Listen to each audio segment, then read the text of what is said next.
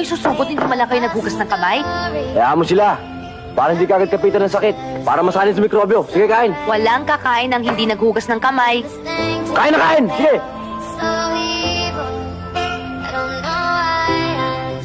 Nangiinis ka ba? Oo, bakit?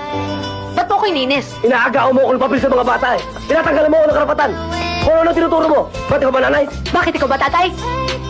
Hindi kita inaagawan ng papel sa kanila. Gusto ko lang ituro sa kanila kung anong tama. Eh ikaw, anong karapatan mo ituro sa kanilang mali? Gusto mo pa yata lumaki yung mga yan na walang modo eh.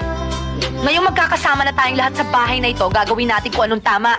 Pagkahugas ng kamay, magdadasal muna tayo ng pasasalamat. Naintindihan nyo? Naintindihan mo? Wala akong naintindihan. Libag, tara. Ano pang ginagawa mo dyan? Maghuhugas ng kamay tsaka magdadasal ng pasasalamat. Di bagay sa'yo, sip-sip!